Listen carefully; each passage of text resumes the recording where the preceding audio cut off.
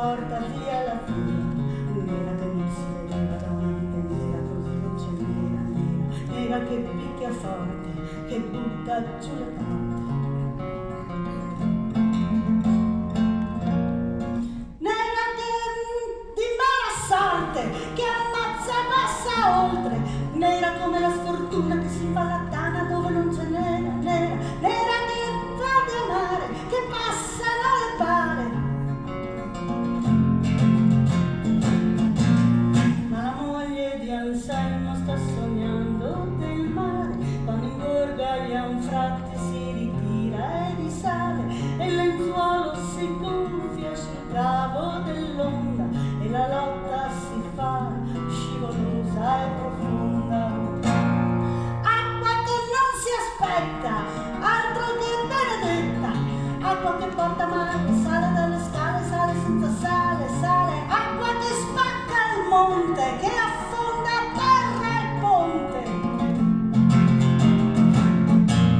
Oltre il muro dei vetri si risveglia la vita, che si prende per mano a battaglia finita. Come fa quest'amore che dall'ansia di perdersi ha avuto in un giorno la certezza di aversi.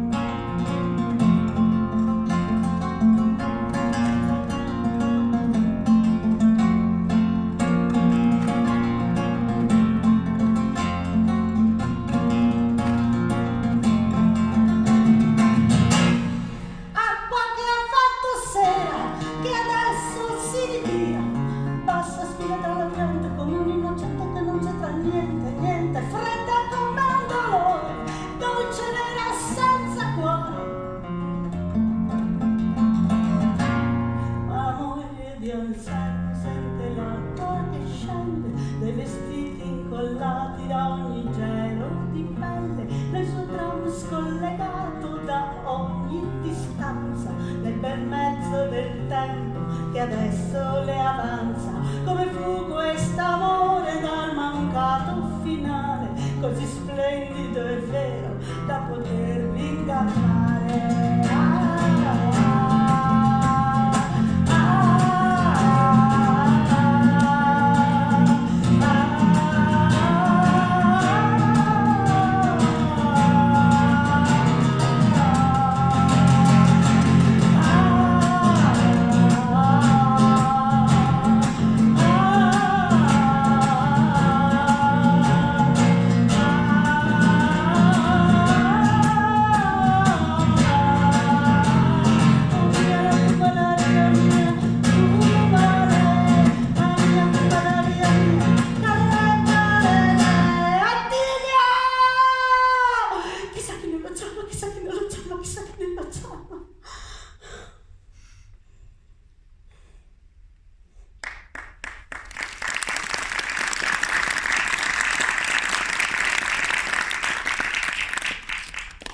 Ho conosciuto Attilio al Buso, la sala da ballo.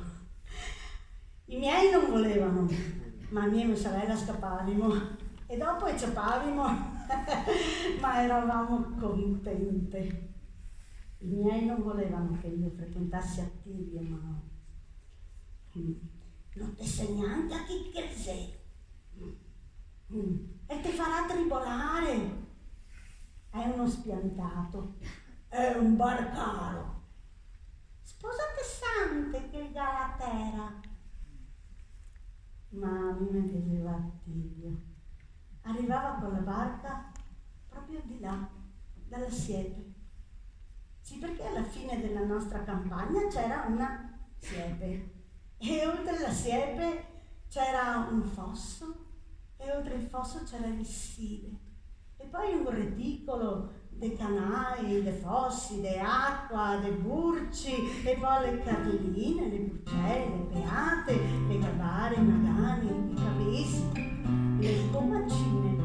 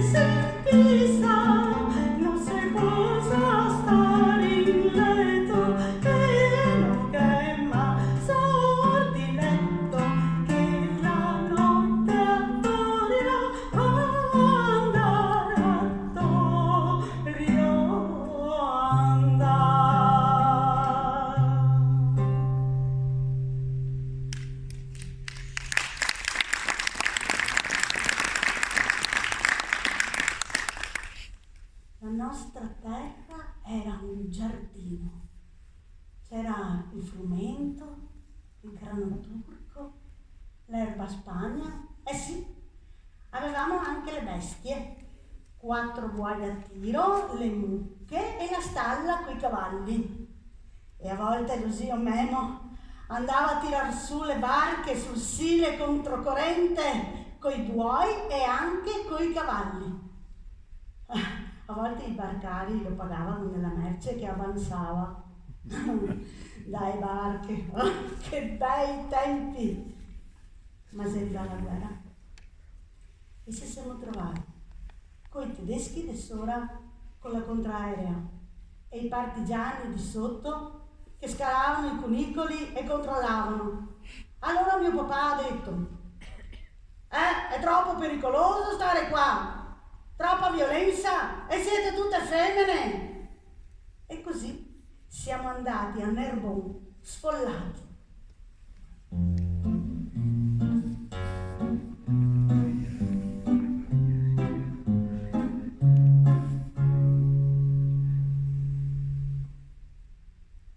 Ma una sera è arrivato Pippo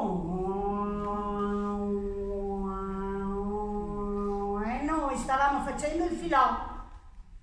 Eravamo alloggiati in una casa di contadini e lì venivano i ragazzi, perché c'eravamo noi ragazze. Insomma, eravamo in stalla. Sì, perché il filò si fa in stalla. Quando abbiamo sentito un gran colpo!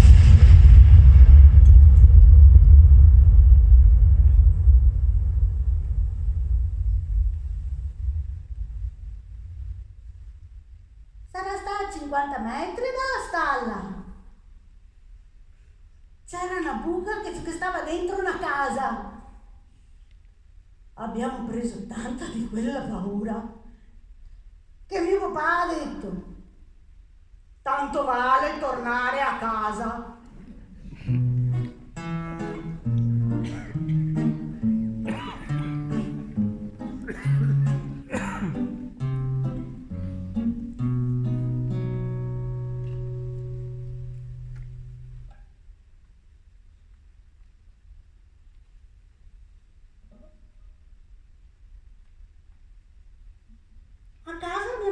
I partigiani che avevano fatto la macelleria dentro la stalla dei cavalli.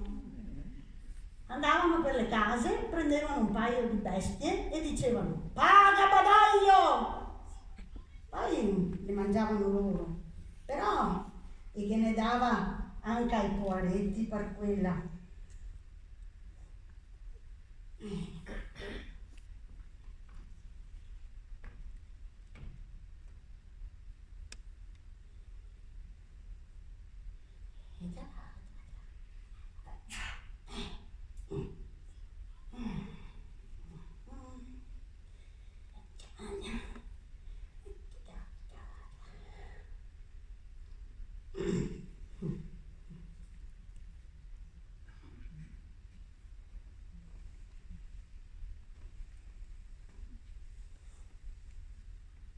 Noi ragazze dovevamo stare attente che non ci vedessero parlare coi tedeschi.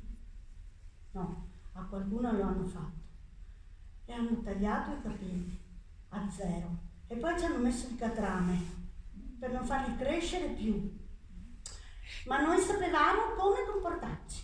Avevamo l'istruzione della nostra famiglia.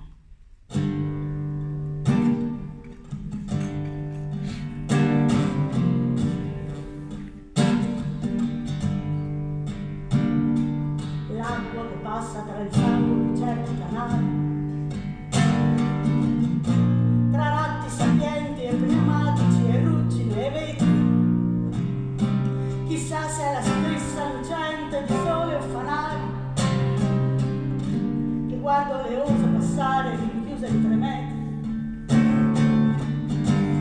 può stare ore a cercare se c'è in qualche fosso quell'acqua bevuta di sete o che lava te stesso,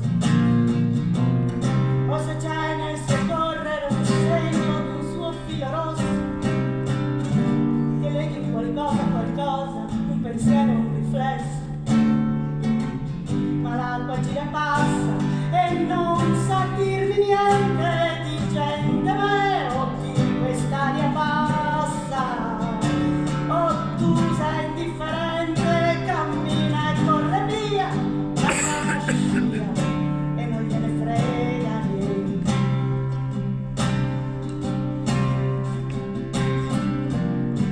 E cade su me che la prendo e la sento filtrare, leggera infittisce i vestiti, intristisce i giardini, portandomi l'odore d'ozono, giocando a danzare, proietta ricordi sfiniti di vecchi bambini, colpendo implacabile dentro i lunghi vagoni, destando annoiato interesse negli occhi di un gatto, coprendo col braccio scrociare lo spacco dei tuoni che restano appesi un momento nel cielo distratto, e l'acqua passa e gira e colora e poi stinge. Cos'è che mi respinge, che m'attira? Acqua come sudore, acqua fetida e chiara, amara senza gusto né colore. Gira e passa e non sa dirmi niente di gente me o di quest'aria bassa. O tu sei indifferente, cammina e corre via, lascia una scia e non gliene frega niente.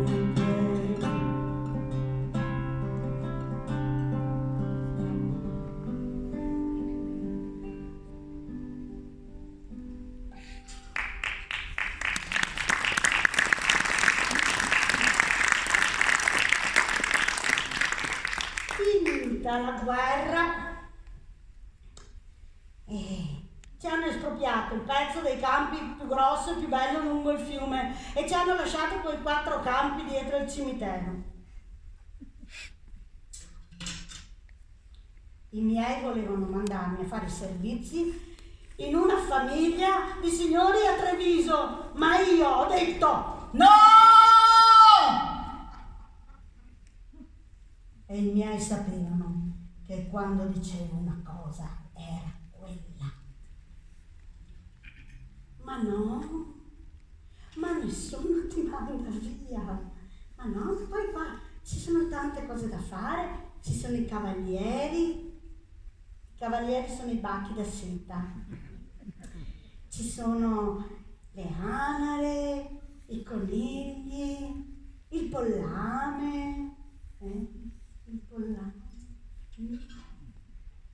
C'era Attilio, continuava a venirmi a trovare e un giorno ha chiesto a mio papà se poteva sposarmi e mio papà ha detto va là, Ceo, cresci prima. E continuava a venirmi a trovare anche quando la barca era ferma in Polesine e ciappava la bicicletta e faceva sti 90 chilometri da Donada a Silea con la strada tutte piene di buse e allora era un atleta ed ha vinto tante gare. Un giorno era ad Adria e stavano facendo una gara di tuffi. E si buttava sotto il ponte, c'erano non so quanti metri di altezza. E lui era lì e li guardava e diceva mo che scarsi che sono, quasi quasi ne butto un cammino. E si buttava e ha vinto il primo premio. E quando gli hanno chiesto chi fosse, io veramente passavo di qua per caso. Ma si buttava giù anche dal ponte del Taglio de Po, con la corrente forte che c'era, ci voleva coraggio. e si buttava su dalle gru di Porto Marghera, dove andavano le navi sotto a scaricare da più in alto degli alberi delle navi.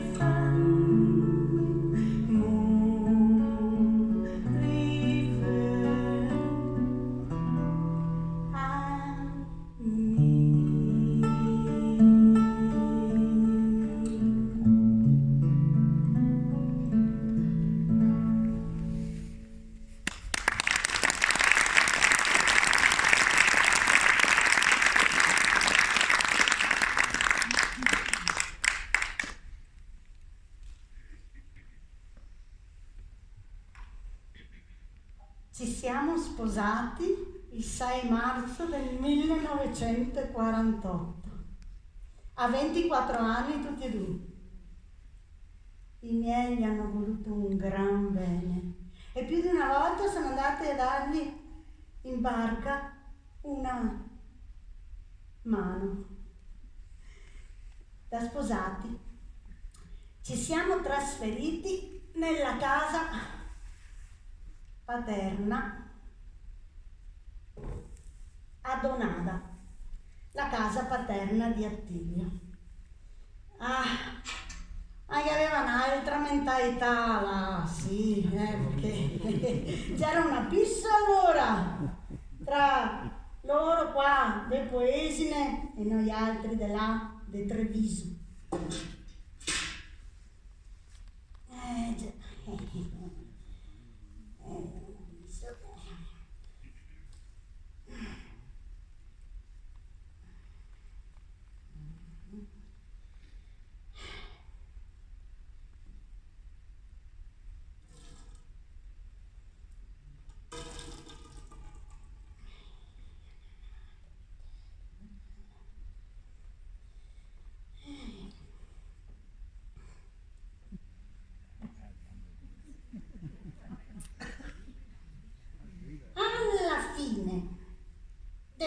1948 è nato il primo figlio. E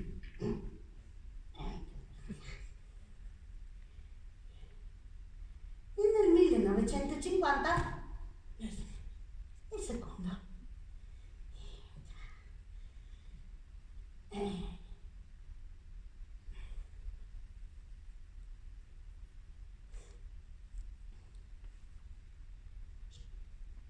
Ma il lavoro con la barca del mio suocero veniva sempre più a mancare, perché lui si ostinava a tenere le vele e a non mettere il motore.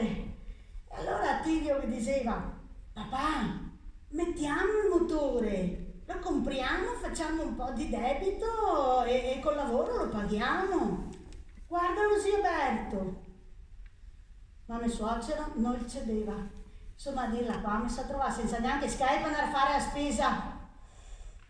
La fortuna che mi ha fatto credito, anche se già era una foresta. Alla fine Attilio è andato a fare il bracciante. E ciapava una miseria e diceva: guarda qua, non riuscire neanche a mantenere i doppioi.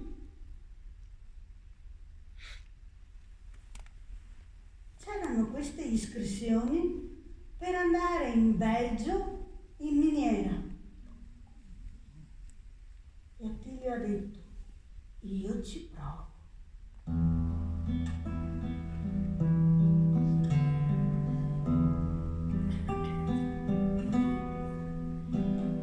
Terra e acqua, acqua e terra, da puttini che da grandi, si ora terra i suoi comandi, si ora acqua, buonasera, buonasera.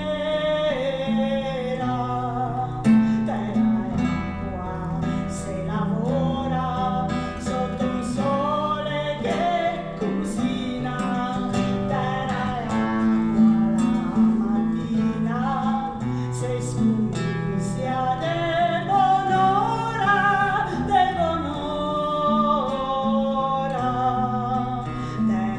acqua, terra nuda, niente piante, niente ombria, sta fatica mai finia, la comanda che se suda, che se suda.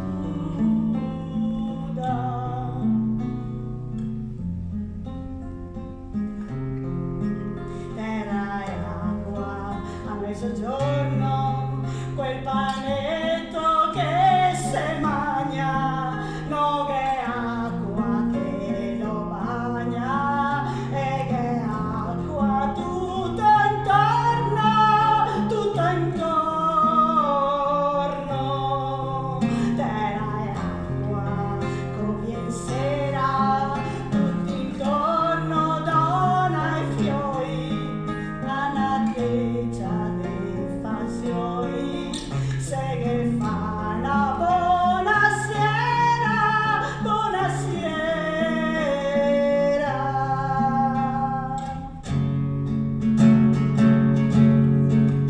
Terra e acqua, buonanotte, se seduta sola in letto, e se sogna par rispetto, acqua e terra e piene rotte, sempre acqua e sempre terra, da puttini che da grandi, si ora terra i suoi comandi, possa e crema e buonasera, buonasera.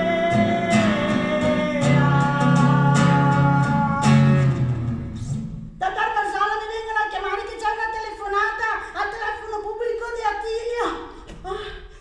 Neanche al tempo di mettermi le scarpe ho volato sulle ciabatte per 500 metri. Attilio! Chissà che me lo chiama, chissà che me lo chiama, chissà che me lo chiama. Pronto? guarda che parto.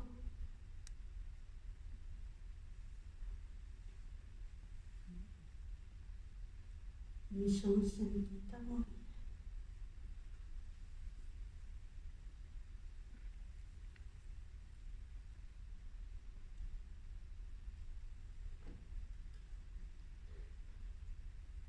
E così è partito,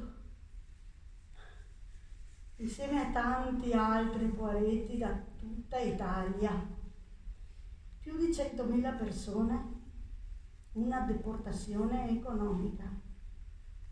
Li hanno alloggiati in un campo di concentramento abbandonato dai tedeschi.